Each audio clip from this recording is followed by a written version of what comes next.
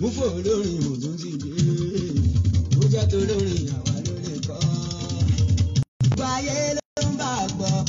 Orin wa torí bóyí kì í láti dúró. Mo lórin mo tún ti dé. Ó jẹ́ tó lórin àwa ló lè kọ́. Gbáyé ló ń bá a gbọ́. Orin wa torí bóyí kì í láti dúró. Adékúnlé mo balẹ̀ sábà. Mo rádà balaba lórí igi àràbà ńlábà. Mo padà balaba. Mo balaba ládàbà jẹ́. Lájẹ́ níbi iṣẹ́ tá a bá ṣe kò sábùrú níbẹ̀. Iṣẹ́ ọwọ́ mi tó mi jẹ́ àmì. ṣùgbọ́n yìí náà ń gbọ́ bó ṣe ń dún. Ọmọ mi Àlàbí ó ti ń fún wọn jẹ ní Ivory Coast lọ́wọ́lọ́wọ́. Àlọ́ ire àbọ̀ ire. A ti ń palẹ̀mọ́. Perfect Fans Club pẹ̀lú àfọwọ́sowọ́pọ̀ àwọn olólùfẹ́ Àlàbí gangan fúnra ara wa. Ẹ wo ẹ máa gbọ́ welcome back yẹn máa lágbára.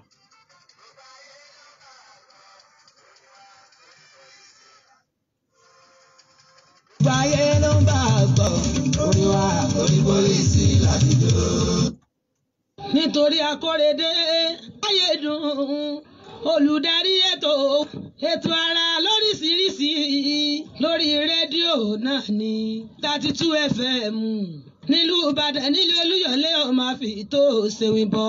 Ọkùnrin ẹ máa gbọ́, obìnrin náà ẹ sì máa gbọ́, ọmọ kékeré ẹ máa gbọ́, gbogbo ẹ̀jẹ̀ máa gbọ́, àríkọ́gbọ́n bẹ níbẹ̀.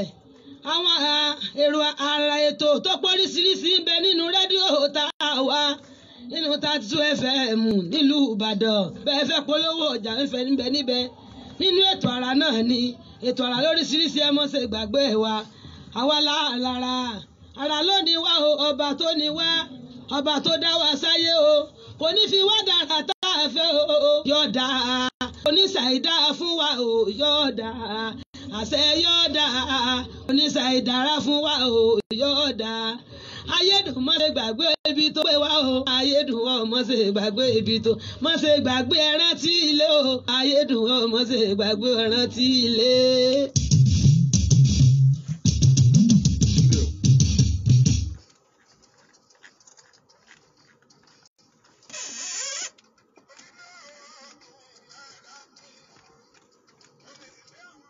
Mo jẹ gbá ọ̀tá, mo jẹ gbá òkè.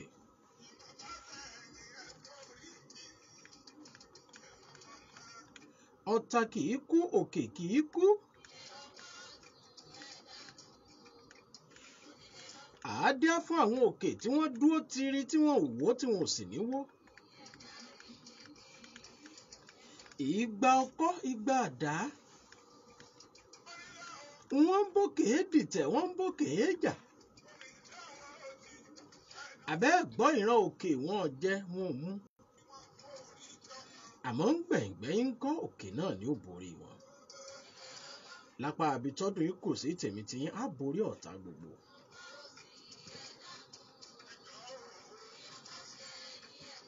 Àádòródòró. Alápàǹdẹ̀dẹ̀ nìkan ló kọ́lé tiẹ̀. Tí ọ̀kanlẹ̀ tí òkùnkè òdòró lọ́kọ̀ sí ni. Àádá fún oyè Polú. Ilé tí bàbá rẹ̀ fi ilẹ̀ ní rèwerèwe. Wọ́n ké sí oyè Polú. Wípé kọ́yára kọ́ wá ṣòro tí bàbá rẹ̀ ṣe ńgbà tí ń bẹ lókè èèpẹ̀. Oyè Polú pé bẹ́kù lẹ kọ́kọ́ fi lélẹ̀ bẹ́jà ní èmi ọmọ o. Ìṣòro ọ̀run ẹ wá bá wa gbòòrò yìí ṣe. Ẹ káalẹ́ ọmọ àlàyé gbogbo ṣàlàáfíà látúbà yín lálẹ́ tòní.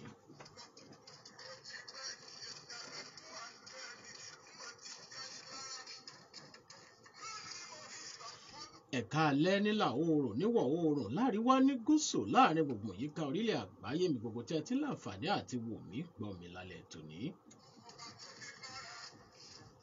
32FM 949 Ìbàdàn. Má gbàgbé ojúpọ̀ yẹn wà ń ṣíṣí ilẹ̀ ní ojúpọ̀ ti YouTube wa 32FM 949 Ìbàdàn. Ẹni ó dúró mo kí yín o, ẹni ó fàpè ìtẹ̀dí ìbà ni mo ṣe.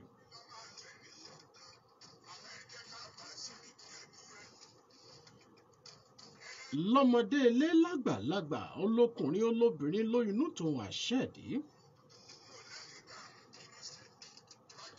Ẹ̀yin léńje mo ṣe yín pẹ̀lẹ́. Bẹ́ẹ̀ ni mo ṣàwọn àgbà jẹ́jẹ́ torí wọ́n pe ẹ̀já ṣègbà ilé jẹ́jẹ̀jẹ́ bí tó kó gbóbè ògbó ẹnìkan ọmọ ẹnìkan ò lè sọ. Òní ni ọjọ́ 22 oṣù kejìlá tó kẹ́yìn ọdún 2020.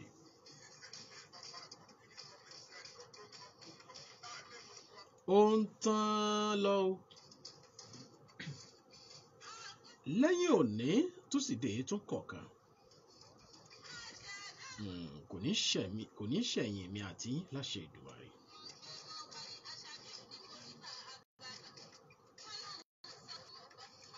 Ó mọ̀ tó ti yá ìrìn àjò àrà talẹ́ tòní. Bá a ti wí jẹjọ wípé àmúwá ìrìn àjò ibi tá a ti bẹ̀rẹ̀ ìrìn àjò àfò ìrìn àjò àrà sílùú àfò ibi a ti bẹ̀rẹ̀ gbogbo tá a bá ti gbàgbé àbí tí ó fò wá àmúwá wá sí ìrántí kó tó di pé a wá fi ọ̀rọ̀ ọdún àti bàtókù tá a fẹ́ fi lélẹ̀. Báyìí bá wá ṣẹ́kù ó ṣeé ṣe ká tún fẹ̀ bùn ta lálẹ́ yìí.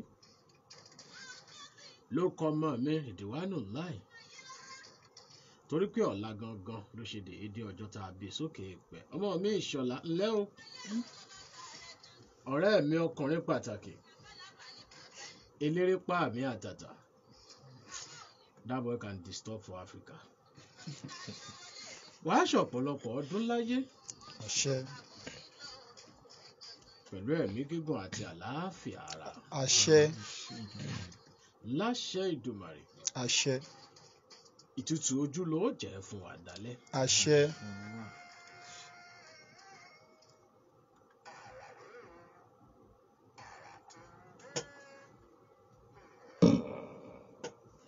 Kìí sọ́lá tiẹ̀ láti tẹ̀ mí rí.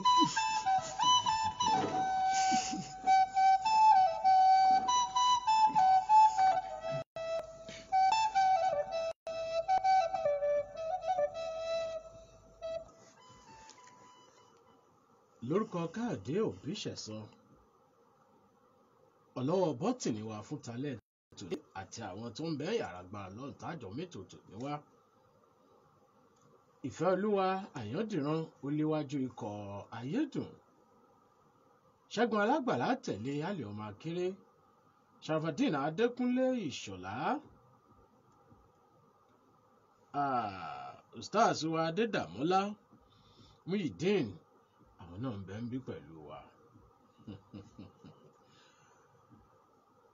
Ẹni Ọlọ́run bá kúkú bẹ̀ ń ṣe gbogbo tó bá nílò náà ní òkùnkùn kó fún un.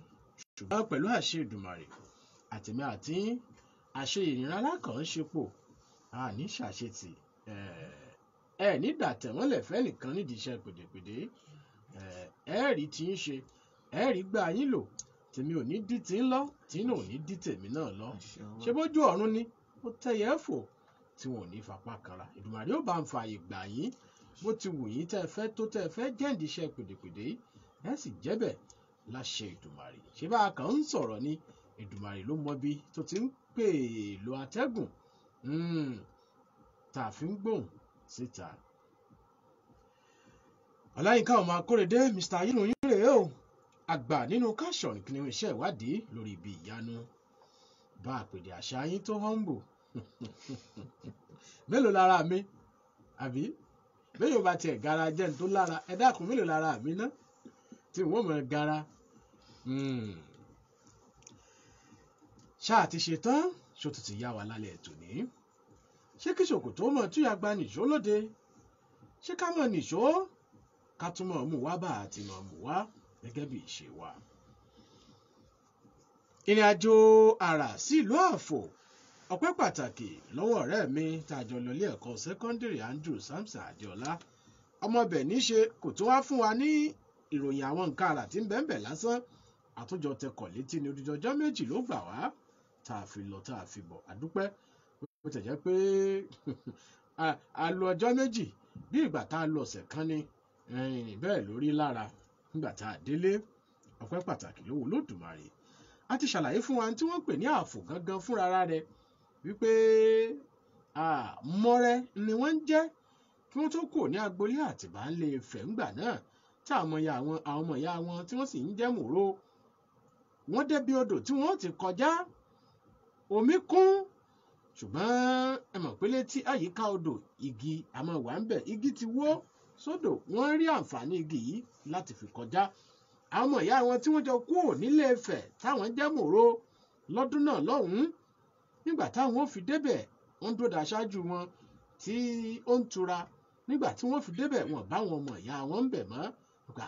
wọ́n á fò bí ṣé wọ́n tún ti ń fò ni àbí wọ́n fò níbo wọ́n ti kọjá torí gbà táwọn fi débẹ̀ omi ti gbá igi tí àwọn ọmọ ìyá wọn tí wọ́n fi kọjá omi ti gbá lọ gẹ́gẹ́ bí ìwádìí àti ìtàn ṣe sọ fún wa àwọn ọmọ ìyá wọn tí wọ́n ń jẹ́ Mòróǹgbà náà táwọn ò lè kọjá odò tí wọ́n débi odò tí wọ́n bá ọmọ ìyá wọn tí wọ́n fún wọn lóko tó di ààfò dòní olónìí àwọn yòówù tí wọ́n padà sẹ́yìn gbẹ́wò ibi adédọ̀yìn náà dá àwọ̀ síbí ẹja àwọ̀ síbí káwọ̀ síbí ibẹ̀ láti mú ọ̀wọ̀ ẹja àròjọ ọjà bá a bá padà dé àtúnmú wá sí ìrántí àwọn nǹkan míì tá a ti sọ nípa ìrìn àjò àrà sí ìlú ààfò kó tó di pé àdéládé pẹ̀lú ọdún àtìbà tí ṣọdún tí wọ́n ti máa ń ṣe ayẹyẹ ìmọrírì àwọn àkọ́bí ọmọ pàápàá jùlọ àkọ́bí ọmọ eléyìí tó dáyé tó sì ké ẹlẹ́bẹ̀rún ẹ̀kú kàlẹ́ má gbàgbé 32 FM 949 Ìbàdàn ojúpọ̀ YouTube yẹn ó wà ń ṣíṣí ilẹ̀.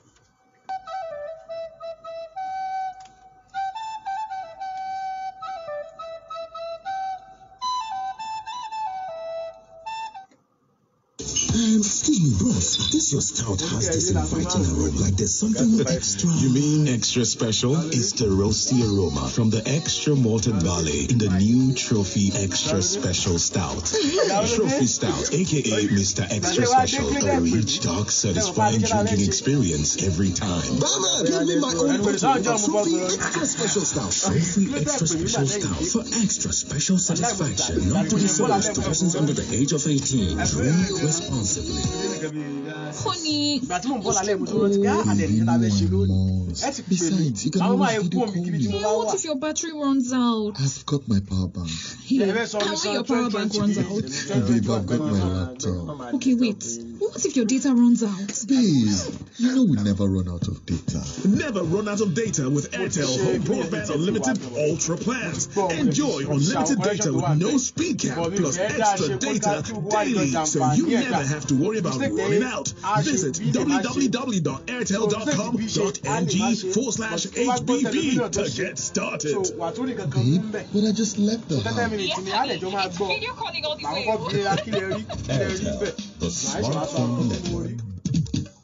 Egbògi kan ti délẹ̀ yìí. Egbògi àtẹ̀jẹ̀ ṣe ni. Ó dára fẹ̀jẹ̀ gidi gan. Fẹ́nẹ́tò kẹ́sà ló ń jẹ́ o. Fẹ́nẹ́tò kẹ́sà ló ń jẹ́ o. Ojú rẹ̀ ṣe ń tọrọ lójoojúmọ́ kí láṣìírí ẹ wà rí. Fẹ́nẹ́tò kẹ́sà ní ìjámisí rẹ̀. Fẹ́nẹ́tò kẹ́sà egbògi àtẹ̀jẹ̀ṣe tí bádọ̀tí ara wọ̀ yá ìjà rẹ̀ wọ́n mọ́lẹ̀ ṣe wọ́n yẹbẹ̀rẹ̀. Inú tó ń kú tó ń dà ó gbòdò kò bára rẹ̀ ìrírí inú ẹ̀jẹ̀. Àmọ̀ràn ti dé o. Fẹ́nẹ́tò cleanser egbòogi atẹ́jẹ̀ṣe tí a fi ewé àti egbò ṣe ní ọ̀nà ti gbàlódé NAFDAC fòǹtẹ̀lù Anyone Nigeria Limited ni wọ́n gbé Fẹ́nẹ́tò cleanser jáde. A wà ní nọ́mbà 17 Ọba Akínyẹlé off Adéògùn Street Aláàfin Avenue Olúyọ̀lé Estate Ring Road Ìbàdàn telephone 08034051533 fún títà àti rírà ìwọ náà darapọ̀ mọ́ wa. Fẹ́nẹ́tò cleanser àmọ̀tẹ́kùn egbòogi tí ìyá gbogbo kòkòrò inú ẹ̀jẹ̀ wẹ́lẹ́wẹ́lẹ́. Gbogbo ará Ìbàdàn ẹ kú oríire. ìlú bániralẹ̀ kọ́lé ayọ̀ Everton Realties Limited ló tún gbé tuntun dé wọ́n ní kò yẹ kí wọn náà má nílé lórí ni wọ́n fi sílẹ̀kùn àǹfààní ẹ̀dínwó fún gbogbo ẹni tó fẹ́ nílé tara tiwọn èyí tó ti ń lọ lọ́wọ́ tí ó sì wá sópin ní January 31, 2021 nínú estate wọn United Estate tó wà lọ́lọ́gún ẹrú extension lẹ́bàjọ́ local government nítòsí reluwé tuntun tó tẹ̀kọ́ wá síbàdàn ẹni tó bá sanwó lẹ́ẹ̀kan 25% discount láǹfààní tó máa jẹ tí 50% discount sì wà fún gbogbo ẹni tó bá sanwó díẹ̀díẹ̀ bẹ́ẹ̀ bá ti wọ́n ralẹ̀ lẹ́ẹ̀ máa jẹ bùrà bàdẹ̀ bí odidi màálù tó tóbi tán gas cooker deep freezer àpò rẹsì adìyẹ òróró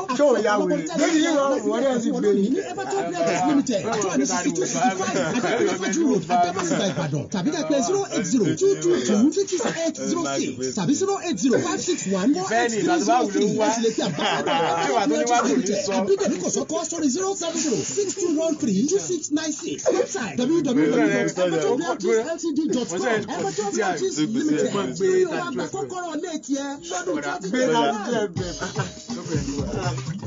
2021.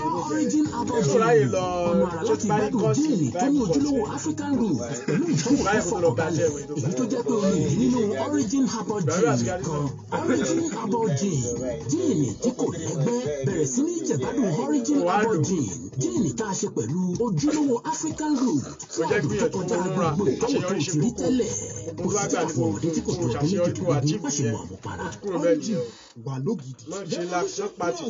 Talawa ṣe láì. Mélòó lọ pé ó sì kú mẹ́ta. Ọmọ tán. Ó sì kú mẹ́ta.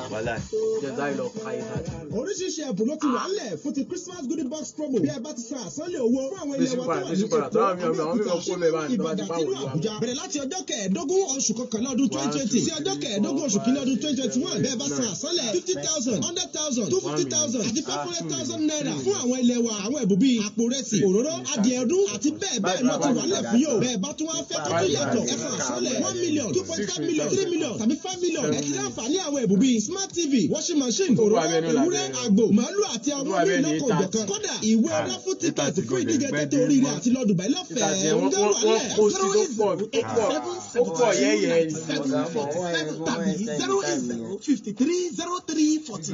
Revolution Plus Property ilé ìrọ̀rùn lówó dákọ̀mù.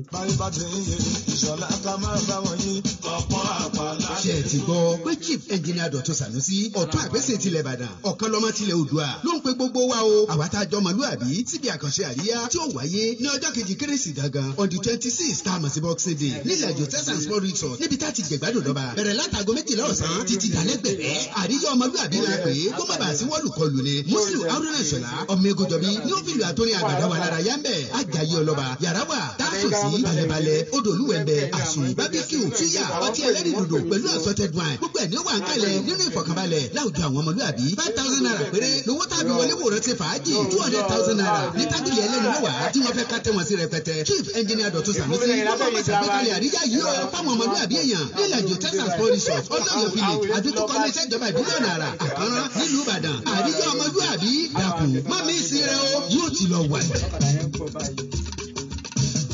Dentist, wetin be cavity? And how Colgate take dey protect my teeth from cavities? Shey dey use comfort? No, dear. Now, hole for teeth they cause most tooth pain will be cavity. But if you use Colgate Maximum Cavity Protection, take brush every day. The confirmed formula could help keep natural calcium inside our teeth. We could protect them from tooth decay. Time don't reach. Upgrade to the world's most trusted face Colgate because Colgate locks calcium in.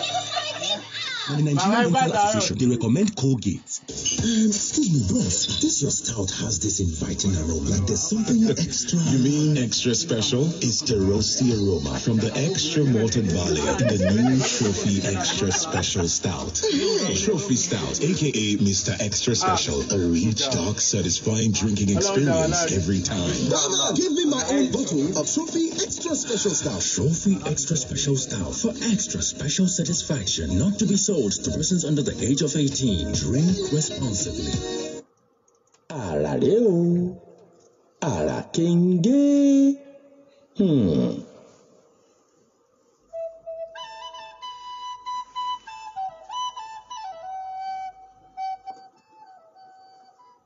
Ẹ̀kú ìtúgbọ̀ ètò àrántẹ̀ wájú láti ìkànnì Fẹ̀yìn 32 FM 94.9 Àjàkẹ́rin Cocoa Àzùgbẹ́lẹ̀ Ìbàdàn pẹ̀lú olólùfẹ́ yín Ọláyínká ọmọ Akóredé Mr. Ayédùn àgbà nínú káṣọ̀rìn kí ni iṣẹ́ ìwádìí lórí ibi ìyanu n ò dá wá èmi àti àwọn ikọ̀ mi náà lájọ wà ń bí tààdó tàǹdágìrì gbà tààdó rẹ̀ 32 FM 949 Ìbàdàn ojúpọ̀ YouTube yẹn ó wà ní ṣíṣí atọ́ ọmọọba Gold Ibrahim ẹ pẹ̀lẹ́ ẹ kú wíńtà ẹ tún kú lockdown ẹlẹ́ẹ̀kejì àbúrò ní kàn wá ọlọ́run tètè bá wa kó lẹ̀ yọ ṣàánú wa wáyé pé torí ọjà tí wọ́n fẹ́ tà náà ni ọlọ́run tètè bá wa yóò tètè gbàkóso yọ gbà wá lọ́wọ́ wọn àbúrò níṣọ̀kan wa wọ́n tiẹ̀ tún ní wọ́n ti rí variant COVID-19 pé another type wọ́n tún ti rí ní Saudi àti kíní jẹ́ United Kingdom ọlọ́run ṣàánú yóò tètè bá wa gbá gbogbo ẹ̀ lọ yóò fi December bá wa dì í mẹ́rù yóò dì í lọ yóò dá sókun 2020 ẹ pẹ̀lẹ́ lockdown ọlọ́mọ́tò já kò mọ́ Nàìjíríà o tí ọ̀dà ni kò dá. a ti jẹ́ ká mọ ìtumọ̀ tí wọ́n ń pè ní ààfò àti ibi tí ó kọ ọ̀wọ̀ tó náà ti ara yọ ń bẹ̀. àmọ́ ibi tí wọ́n kọ́kọ́ dọ́ sí pé akọjá odò àtẹ̀dó ìwádìí àtìtàn sọ fún wa pé Igbó Ìwòyè ni wọ́n ń pè bẹ̀ Igbó Ìwòyè. wọ́n wá wà ń bẹ̀ sáá ọ̀kan nínú àwọn akọni tí wọ́n jọ tẹ̀bẹ̀ tó jẹ́ ọdẹ ló wá ṣọdẹ láti Igbó Ìwòyè dé àyè kan tó wà ó pé ibẹ̀ yìí tẹ́jú ó tún gbà àyè dáadáa àmọ́ gbòòrò àmọ́ pọ̀ sí bàbá lè wá sí apá yín. ìdí rèé tí wọ́n fi kúò ní Igbó Ìwòyè tí wọ́n fi dèrò Òkèlí Òkèlí là ń pè bẹ̀ láti Igbó Ìwòyè ibi tá kọni ọdẹ yìí padà sọ pé òun rí tó délé lọ fún ọ lábọ̀ tí wọ́n padà di gbàdàgbọ̀n là ń pè ní Òkèlí. àjálù kan wá ń ṣẹlẹ̀ ní Òkèlí ìyẹn ni kíkú tí àwọn ọmọkùnrin àwọn ọ̀dọ́ tí wọ́n ń kú pìpìpì ló fà á tí wọ́n fi fọ́kàn kéèjì tí wọ́n gbòkó àwò lọ tí wọ́n fi tọ́ wọn sọ́nà pé kí wọ́n fi àdúgbò yẹn lẹ̀ kó tó di pé wọ́n wá padà débi tí wọ́n tẹ̀dó sí ẹ mọ́ sì já gbàgbé pa pé 6 òun náà ni àwọn àfò pín sí Ọ̀wálàfò Ùgbẹ̀ àfò Ẹ̀rẹ̀ Ọ̀rìn àfò Ìbẹ̀ṣàn àfò àti Ìfẹ̀yìn àfò. Ìfẹ̀yìn àfò gangan ni wọ́n ti gbà wá lálejò ibẹ̀ gangan láti tẹ́pẹpẹ ọ̀pọ̀lọpọ̀ àwọn iṣẹ́ ìwádìí wa tá a ti láǹfààní àti mọ̀ jábọ̀ rẹ̀ fún yín. nínú àwọn nǹkan tó jẹ́ nǹkan ìṣẹ̀ǹbáyé àti àwọn nǹkan àṣà àti ìṣe àti jẹ́ ká mọ̀ wípé Mọ́lẹ̀ Èkìrì igbó kan bẹ tí wọ́n ń pè ní igbó Mọ́lẹ̀ Èkìrì tó jẹ́ pé mọ́lẹ̀ tá à ń sọ yìí àwọn àgbà ní mọ́ bọ́ ewúrẹ́ dúdú ni wọ́n sì fi bọ́ ìyẹn ní ọdọọdún aṣọ funfun náà ni wọ́n rò ó wọ́n yìí sì mú nǹkan pupa nínú igbó yìí. bákan náà a ti sọ̀rọ̀ nípa omi atan tó jẹ́ pé kì í gbẹ nígbà kankan ẹni tó bá sì wú omi yìí ni mo fún pọn èmi lè bomi kọ kí n dókè kí n pàdé rẹ kó ní kí n omi wà ń bẹ kí wò ó sì débẹ̀ kó mọ̀ romi pọn àrà tí ń bẹ́ẹ̀ náà nù. ṣùgbọ́n àwọn òyìnbó arìnrìnàjò ẹlẹ́sìn Kristi wọ́n ti ṣègbìyànjú láti gbé àmù síbi tí omi ti ń sun gangan kó lè wà ní ìkámọ́ torí bẹ́ẹ̀ yẹn bá débẹ̀ yóò pa sómi lè mọ sún bí inú rà níbẹ̀ àsìkò tá a tún wá lọ gan ó tún jẹ́ àsìkò tẹ ẹ̀rùn ti ń bọ̀ tó jẹ́ pé èèyàn ò ní gbà pé ìrà gan bẹ́ẹ̀ ibẹ̀ sì ni omi wà tó funfun nìgínnìgín tó ṣe pé ni wọ́n mu ni wọ́n pọn ni wọ́n mu láti gbà wáṣẹ̀. omi míì títún bẹ́ẹ̀ náà àwọn tá a ti mú wá náà ni odò Ọbọmọ. odò Ọbọmọ ni wọ́n sọ fún wa pé ẹja abẹ kì í jiná bẹ́ẹ̀ bá rí bẹ̀ lọ́ọ̀rì pẹja òun ìwúlẹ̀ dára wọn láàmú pa àwọn ò lọ bẹ̀ lọ pẹja ojú pé ẹja abẹ kì í jiná.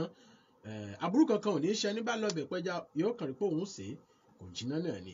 nǹkan míì tó tún wà ń bẹ̀ ni pé nínú ìgbàgbọ́ àwọn ará Àfò pàápàá jùlọ Ìfẹ̀yìn Àfò tí omi yìí wà wọ́n gbà ipò odò yìí àmọ́ fúnni ní ọmọ gẹ́gẹ́ bí ìwádìí ti sọ pé ẹni tó bá ń wojú Olódùmarè bó bá rí bẹ̀ tó ṣe gbogbo tó yóò ṣe tó ti ráwọn tó wà ní ìkápáni rẹ̀ tí wọ́n ti sọ ohun ẹbọ ohun ètùtù tó sì ṣe bẹ́ẹ̀ tó lọ bẹ̀ tó wúre pẹ̀lú àwọn nǹkan tó gbé lọ wọ́n ní lọ́dún tí ń bọ̀ yóò padà wá ṣe kíni yóò padà wá dúpẹ́ ni.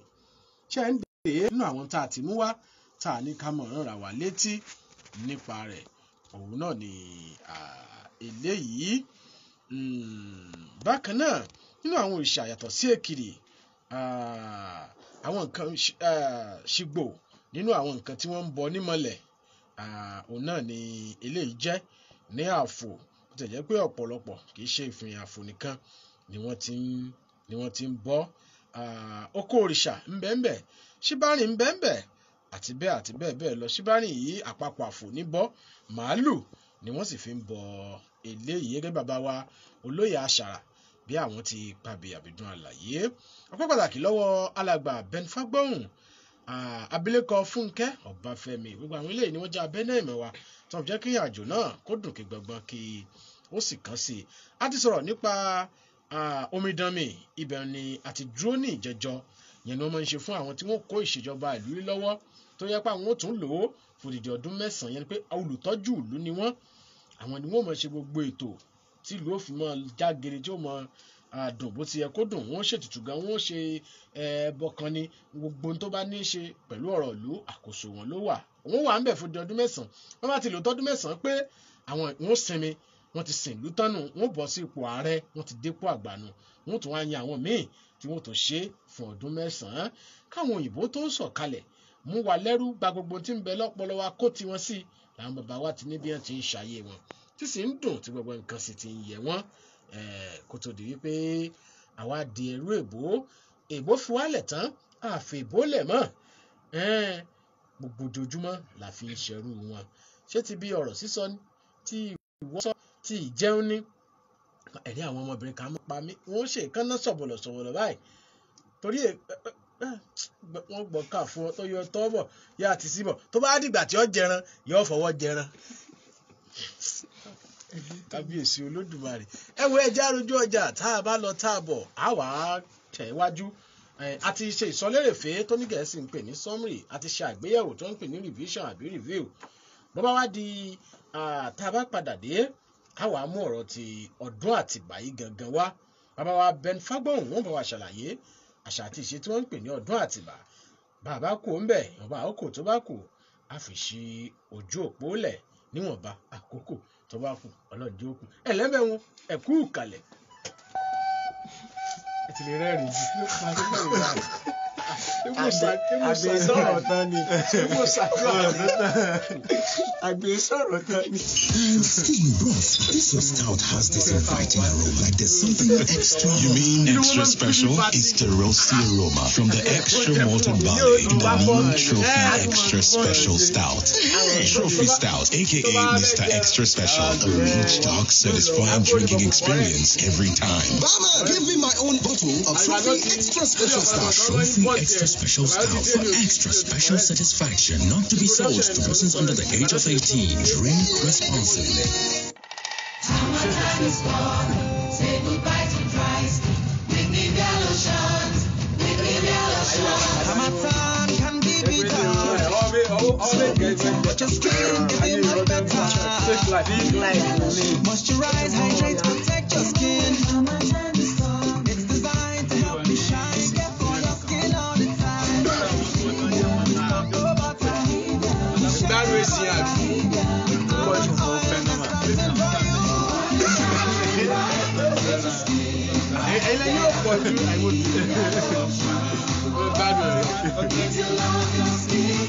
Mo lè mọ abẹ́rẹ́ ló wà. Àwọn tó dúró ni wọ́n lè mọ. Ẹsẹ̀ gẹ́gẹ́ bá fẹ́ lọ́kọ̀ tí wọ́n bá tẹ̀lé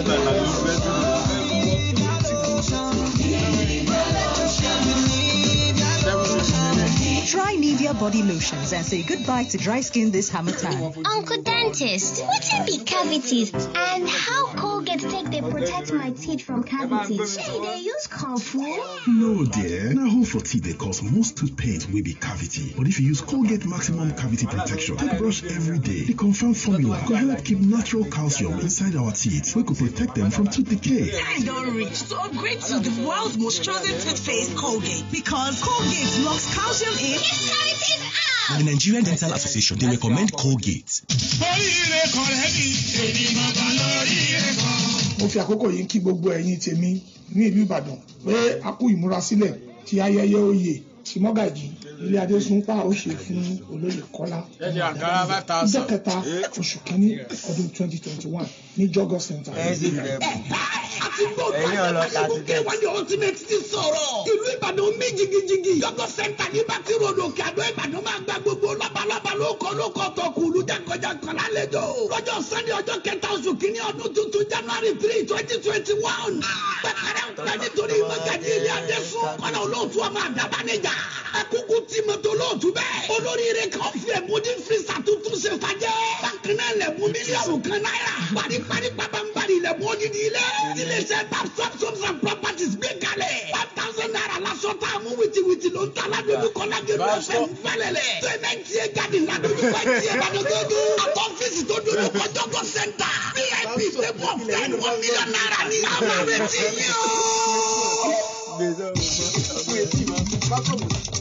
Origin don bring another one o. Origin herbal gin. Gin wey get orishi herbs with ogbonge flavour wey come get better African taste wey dey ginger body. Start to dey jollificate with Origin herbal gin. Orishi herbs plus original gin for correct enjoyment. No sell am to person wey never reach 18 years. Drink with sense o. Origin, stay original. Ọ̀rẹ́, so ti dọ́fíìsì wọn tí mo ṣe wí lórí àwọn èròjà sólà tí mo sọ fún ọ. So orí wọn níbẹ̀ lọ́pọ̀. Sọ́jà wọn ò wọ́n jù. So ti lójúlówó Novell Solar product. Sọ́jà ojúlówó ní Novell Solar shop. So ń gbádùn product wọn. Gbogbo béèrè tó béèrè lọ́wọ́ mi pátá. Bẹ́ẹ̀ ni mo bá. Generator lóríṣiríṣi tó ń lo sólà tí náà fi lè ṣẹ́jú nítòjò tẹ̀rùn. Solar water ball. Iṣẹ́ tẹ̀ ní kó fami nínú kànga. Láì lóní ọba. Solar street light tó fààyè gbòkùnkùn. Bírímù. Solar fan. Lóríṣiríṣi tó ń bá ooru bẹ́ẹ̀ fan wọ̀ yá àjà. Ní Novell Solar shops yìí. Pétémọ́ni solar panel fún títà lórí inverters. Batteries tó jẹ́ ojúmẹ̀dá. Solar kit. Solar generator tó ń ro iná lágbára ní gbogbo ìgbà. Láì sanwó oṣooṣù. Wọ́n rẹ̀ ìròyìn tábòjúbà nǹkan kan mo wá lọ ṣùgbọ́n ọjà mẹ́fà mo kó jáde mbẹ̀. Tuma ó fẹ́ kó ra solar product ní Novell Solar shop kàn sí Novell Solar shop ní Ìbàdàn office Akíndélé Plaza opposite Adamasegba stadium Èkó tẹ̀dó Ìbàdàn telephone 0058544486. Ó pẹ́ kó rajà ní Novell Solar shop. I need new phone this Christmas o. New phone wey get better and correct camera. New phone? No worry yourself again. The new Vivo Y series don dey available now with ogbonge features like 6.22-inch screen, 2GB RAM and 32GB ROM, 4030 mAh battery and 10-watt fast charge with reverse charge starting from 39,900 naira only. You know wetin? When you buy any Vivo smartphone wey you like from any of our authorized retail stores this month, make you share your pictures with Vivo device watermark and use the hashtag Vivo21 days of Christmas on top social media. From now go reach 31st December, you fit get chance to win any of the ogbonge prizes like cable TV, standing fan, gas cooker, home theater. And e never finish o, you fit still check for more of the gift items on top Vivo Nigeria for social media. Make sure say you dey follow Vivo Nigeria fans club on top Facebook. Remember say you fit get all the models of Vivo smartphone with 24 months warranty for any of the authorized retail stores when they near you, or you fit buy them online from just 39,900 naira. We are Vivo and we are here for you. Ìtẹ̀síwájú nínú ìmọ̀ ló ń gbéni dókè téńté láwùjọ. Federal Cooperative College Ìbàdàn ti tẹ́ pẹpẹ ẹ̀kọ́ fún olúkúlùkù láti wá gba tiẹ̀ bó ti pẹ́ tá a ti ṣàgbékalẹ̀ ilé ẹ̀kọ́ Federal Cooperative College tí àwọn akẹ́kọ̀ọ́ bẹ̀ sí sí dáadáa. Bí ìpele ẹ̀kọ́ diploma ṣe wà, ti National Diploma àti Higher National Diploma ń bẹ nínú àwọn ẹ̀kọ́ bíi Cooperative Economics and Management, Business Administration, Accounting, Marketing, Computer Science àti bẹ́ẹ̀ bẹ́ẹ̀ lọ. Tó o bá sáà ti ní credit 5 nínú English, Maths, Biology tàbí Agri Science àti àwọn iṣẹ́ méjì míì ó kéré pé fúsìtì nínú ìdánwò WAEC, GCE, NECO tàbí NABTEC àjẹwìpé ó ti pérégedé láti ní admission sí Federal Cooperative College Ìbàdàn nìyẹn. Ètò ìgbaniwọlé sí full time àti part time lọ lọ́wọ́lọ́wọ́. Ìwọ sáà ti tètè lọ gba fọ́ọ̀mù tiẹ̀ lónìí ní Federal Cooperative College lẹ́gbẹ̀ẹ́ FAMI Ẹlẹ́yẹlé Ìbàdàn 08038319232 tàbí 07038853407. Federal Cooperative College Ìbàdàn, ìgbésókè nínú ìmọ̀ ìwé. Honey, must you go? You know I must. Besides, you can always video call me. What if your battery runs out? I've got my power. Yeah, and when your power bank runs out? Babe, I've got my laptop. Okay, wait. What if your data runs out? Babe, you know we never run out of data. Never run out of data with Airtel Home Broadband Unlimited Ultra Plans. Enjoy unlimited data with no speed cap plus extra data daily, so you never have to worry about running out. Visit www.airtel.com.ng/HBB to get started. Babe, but I just left the house. Yes, honey. It's video calling all the way. The smartphone and Skinny Breast. This your stout has this inviting aroma. There's something extra lean, extra special. It's the roasty aroma from the extra malted barley in the new Trophy Extra Special Stout. Trophy Stout, aka Mr. Extra Special, a rich, dark, satisfying drinking experience every time. Mama, give me my own bottle of Trophy Extra Special Stout. Trophy Extra Special Stout for extra special satisfaction, not to be sold to persons under the age of 18. Drink responsibly. Alareo. Ara kenge. Ẹ kú etí gbọ́. Ètò àrà ń tẹ̀ iwájú bó tiẹ̀ jẹ́ pé apá abi tó kù sí ìwọ̀nba àkókò péréte náà ni. Àrà TV ẹ máa ṣeun ẹ kú darapọ̀ mọ́ wa. Honorable Larry tó yàtọ̀ sí Lẹ́rípa Ọlájùmọ̀kẹ́ Balikis Abe Samuel Ìbíkúnlé arúgbó bọ́ìsì mo ṣe bá gbà ó ẹ kú fẹ́ àsìkò òde ẹ̀yìn kejì ọ̀làlù àjẹta ní omidan àṣà 2020. ẹjá tẹ̀ wájú ẹjá lọ sí ọ̀dọ̀ bàbá àgbà Ben Fagbọ́hùn ká lọ gbọ́ àlàyé lẹ́kùnrẹ́rẹ́ nípa ọdún Àtìbà tá a bá padà dé ibi abájẹ́ kù sí làókò àwọn tá a bá fi ṣe ẹlẹ́ńbẹ̀ wọn ẹ kú kalẹ̀. ṣe mọ́lẹ́ o dáadáa ọdún ọmọ tuntun kí lorúkọ ẹ. wọ́n ń pè ní Àtìbà ọdún Àtìbà ẹni tó bá ti bí ọmọ àkọ́bí ìbá aṣọkùnrin ìbá aṣọbìnrin ìbá aṣọkùnrin orí báyìí bẹ́ẹ̀ ti jẹ́ ọ̀dọ́ báyìí kó o ti bímọ báyìí ní ká gbà pé bẹ́ẹ̀ o tiẹ̀ fẹ́ ìyàwó rẹ kò tí ì bímọ wọ́dà kò tí ì bímọ tẹ méjèèjì tẹ́ sì dàpọ̀ tọ́lọ́ wá fi sọmọlẹ fún yín tẹ bí àkọ́bí yẹn tó sì kígbe lókè wá ní tí gbogbo ìlú yọ̀ mọ́ tọmọ yẹn wà láyé tó sì wà láàyè àwọn ẹ̀hún ni wọ́n lọ ń ṣe àdúrà fún níbẹ̀ yẹn. ṣé ojúbọ náà níbẹ̀ àbí. kì í ṣe ojúbọ ni ó dàbí bẹ́ẹ̀ ni pé nígbà ayé àtijọ́ káfíwé ti òde òní ó dàbẹ́ ni pé àlọ́ ṣọ́ọ̀ṣì kò sí ìgbàgbọ́ ńgbà yẹn bá débẹ̀ yẹn wá jó wá ṣeré wá yọ̀ wá ṣe gbogbo ẹ̀kan wá gbàdúrà ńbẹ̀ yẹn. ṣé lọ́jọ́ tí wọ́n bá bímọ gangan ni jọ́kẹ́ ọ̀tún ni. wọ́n fi ṣe ọdún ni. wọ́n fi ṣe ọdún. yo tó bá tó àkókò rẹ̀ tó ń ṣe. gbogbo àwọn tó ṣẹ̀ṣẹ̀ bímọ àkọ́bí ní gbogbo ìlú yẹn gbogbo àdúgbò yìí. ṣáàṣì ń ṣe dọ́là oṣù nínú ọdún àwọn ṣe. a máa ṣe nìkan bíi March stroke April. tó ń bá ṣe ọdún yẹn gan ìlú máa ń mì sísì ni àwọn àlejò abáálé ti ṣe ríṣi. ọjọ́ mélòó ló máa ń gbà wá láti fi ṣọdún. ká gbà pé ọjọ́ bí márùn. ọjọ́ márùn. kí làwọn kan tó ń ṣe lọ́jọ́ kọ̀ọ̀kan. ní ọjọ́ àkọ́kọ́ bẹ̀rẹ̀ wọ́n ní wọ́n ṣe ìrúbà wọ́n gúnyán àwọn àgbààgbà wọ́n gúnyán àjókòó wọ́n jíyán yẹn wọ́n ṣe gbogbo ọkàn balẹ̀ ọdún bẹ̀rẹ̀ nìyẹn tó bá dọjọ́ kejì rẹ̀ àwọn obìnrin ìyàwó ilé wọ́n dín àkàrà ìdílé kọ̀ọ̀kan wọ́n lọ máa gba àkàrà yẹn wọ́n kó lọ lórí ẹbí àlọ́pìn jẹ. ibo ṣe ààfin ni wọ́n ti dín àkàrà. no agboolé ẹnìkan wọ́n wà kó lọ sọ́dẹ̀ olórí ẹbí. bẹ́ẹ̀ ni gbogbo ẹbí yẹn pẹ́pẹ́ yọ àjòkó wọ́n bá ti pín jẹ bẹ́ẹ̀ yẹn gan tó bá di ọjọ́ kẹta ẹ̀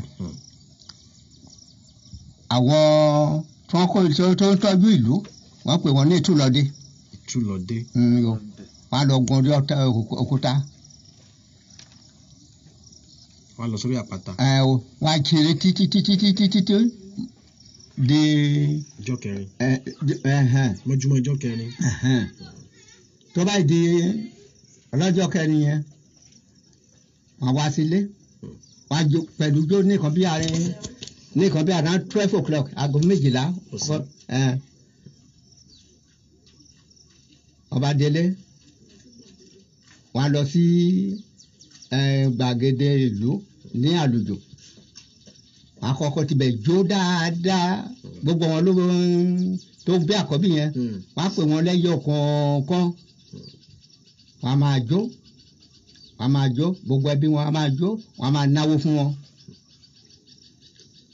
tó bá ti kú ńbẹ̀ wọ́n á tún lọ sí ìsàlẹ̀ odòjò wọ́n á tún débẹ̀ yẹn wọ́n á tún jó dáadáa. ọmọ ojú odò kan náà wà níbí.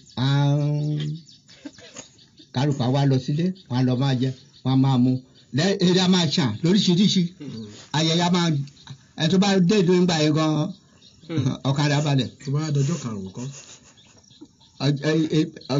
ẹ̀ẹ́dẹ̀rún dáadáa ń bàjẹ́ là ń tó lọ yìí. làwọn tó bá jí kan bí aago bí 3 sí 4 wọ́n á kéde. ìyẹn lọ́jọ́ kẹrin yẹn. wípé ẹ jẹ́ kí wọ́n lọ lájà o ìyẹn bí àtìbà tí wọ́n ń lọ yẹn o wọ́n bá débẹ̀ gan wọ́n á ṣeré lọ wọ́n á máa lọ lẹ́yọ̀ kọ̀ọ̀kan lẹ́yọ̀ méjì lẹ́yọ̀ kọ̀ọ̀kan nígbà tí wọ́n bá ń bọ̀ ẹ tó bá dé lóyún gba gan àlejò tó bá wọ̀ lóyún gba àdàbẹ̀ ni pé kó má kó òun bímọ níbi gbogbo bó ti máa ládùn bó ti máa lárinrin bá tiẹ̀ ń ta tó bá wá di ẹ̀kan bí aago bí 6 wọ́n á gbéra wọ́n wá lọ sí ibi àtìbàtà wí ibi ojúbọ gangan ìyàwó àti ọ̀pọ̀ èèyàn wọ́n á tún kéré lọ wọ́n á máa jókòó lẹ́yọ̀ kankan wọ́n á gbàdúrà fún wọn bàbá ti parí gbogbo ẹ̀sán pátá wọ́n á ṣe wá ṣeré padà wá sí ìlú kálukú á máa gbádùn tó bá di ọjọ́ karùn-ún rẹ̀ wọ́n á ní wọ́n ṣe etí ọmọ lóde kálukú á máa àkókò gbogbo ìkan ìlú á máa mìtìtì gbogbo ìkan á máa dáhùn á máa dún ire bó ṣe jẹ́ nìyẹn. kí lorúkọ àwọn tí wọ́n mójútó òòṣà àtìbà kí là ń pè wọ́n. à ń pè wọ́n ní Ìtúlọdé. àwọn náà ní Ìtúlọdé. àdúgbò wa ni àtìbà yìí wà. ó wà níbi school bí high school níbi àyìn police station yẹn ibẹ̀ ló. àrà rè o àrà kéńgé.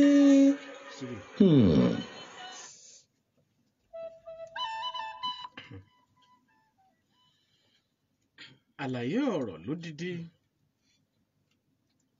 òun náà la gbọ́ lẹ́nu bàbá wa làgbà Ben Fágbóhùn wọ́n ṣeun àgbà ọ̀jẹ̀ wọn dà kálẹ̀ àgbà òní tán lórílẹ̀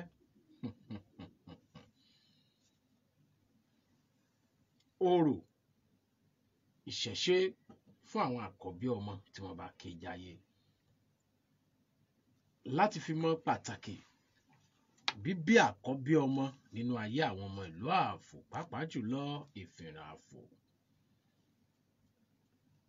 Jọláyẹmí Lukman Adékúnlé bó o ní ẹ̀lúkú pọ́lì ṣèdánwò ń lọ ó ṣàṣeyọrí bó o bá rí ọ̀rẹ́ rẹ tọ̀ mí wá bá ń kí o sáàsọ ń gbé kọ́ fọkànbalẹ̀ mo mọ̀ pé mo ti jẹ gbèsè torí èmi ni ìjó gbowó lé sọ fún pé kò sí wàhálà ọmọ yìí dá nǹkan lẹ̀ kípa rè ó mọ̀ ká àárọ̀ láàmú dá àdé dáràn kó fọkànbalẹ̀ kó sá parí ìdánwò kó mọ̀ bọ̀ wá bá mi lé kò sí wàhálà. Adékúnlé Ìṣọ̀lá bá a dúpẹ́ lọ́wọ́ àwọn tí wọ́n gbọ́ wa torí àkókò wa mo ti sọ pé bá àkókò bá kù kò fẹ́ kù ní o ká sì máa wò ó bóyá a lè mú ìpè kan ká tẹ̀rẹ́ nìkan tí ọmọ mi ò fún lẹ́bùn fún ti ọjọ́ ìbí rẹ̀ ó yá. tó ọpẹ́ pàtàkì lọ́wọ́ gbogbo ẹ̀yin lólùfẹ́ ètò àrà káàkiri àgbáyé fún dídarapọ̀ mọ́ wa lórí ètò nítalẹ́ ètò ní ìkànnì adẹ́rìn-pòṣónú 32 FM 94.9 ajákẹ́rin ní Cocoa House nílẹ̀ Ìbàdàn wọ́n ń ṣe ládùúrà pé ìdùnnú àti ayọ̀ la ó fi ṣọdún pẹ̀lú àṣẹ Elédùà títí ọjọ́ mẹ́jọ tá a tún pàdé lórí ètò àrà bákan náà Ṣàràbí Adékúnlé Ìṣọ̀lá ọmọ ojú odò ló kọ tèmi adúpẹ́ igbá tí ẹ̀ ń gbọ́ wa o. ojú odò náà ni ṣá mọ́ gbójú odò kọjá ní odò náà ló fi pé dot 94.9 tó gbọ́ dọ̀tí lẹ́nu mi rí ẹjá mú pé kẹrin jàre káfẹ́ ní ẹlẹ́bùn ẹ̀ka lẹ́ hello wọ́n ṣá lọ o hello ẹ̀ka lẹ́ o hello hello hello ẹ̀ka lẹ́ orúkọ yín àti ibi tí ẹ ti pè Allahu Akíwárú ó dáa kò sí wàhálà yóò gbọ́ ara lè wájà ẹ bọ́ wọ̀rí á fi ẹ̀bùn yín ránṣẹ́ ọjọ́ ti lọ lórúkọ Káyọ̀dé Òbíṣẹ̀san lọ́wọ́ bọ́tìnì wa àti gbogbo àwọn ikọ̀ ayédùn tájọ mú ètò ìtàlẹ̀ tí ò ní wá ó kọ ẹ̀kan lọ́dún yìí ṣojú èmi àti yín ó ṣe jọ́ mẹ́jọ ẹ farabalẹ̀ àwọn tó bá ṣe dáadáa ẹ̀bùn wà fún wọn níjọ́ mẹ́jọ torí pé àwọn tá a ti mú wá ní gbogbo ọdún yìí láṣẹ àgbéyẹ̀wò rẹ̀ ẹ̀bùn wà lọ́jọ́ mẹ́jọ 08169531319 08169531319 ẹlẹ́ni kankan àbí méjì ẹ̀fẹ́ bá mi sọ apá abẹ́hùn náà nìkan ẹ pè mí sí mú wọn ilé lọ́ba yàmi Àṣàkẹ́ ó tó bẹ́ẹ̀ látòwúrọ̀ ó dàárọ̀ ọ̀rọ̀ àyẹ̀wò sí i.